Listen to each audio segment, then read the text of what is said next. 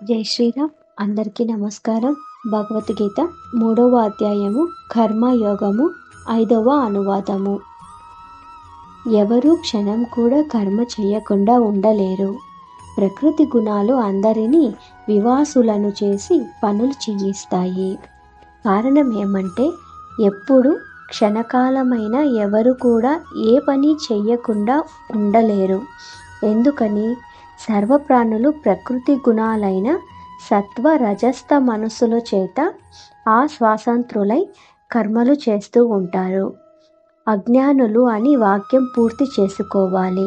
ఎందుకంటే గుణాలు వలన చలించని వాడు అని చెప్తాడు. సంఖ్యలు వేరు చేయడం చేత అజ్ఞానులకే కర్మయోగం, కానీ జ్ఞానులకు కాదు. గుణాలు చేత చలించని జ్ఞానులకు సత్వం చలనం లేకపోవడం వలన కర్మయోగం కలగదు. జై శ్రీరామ్.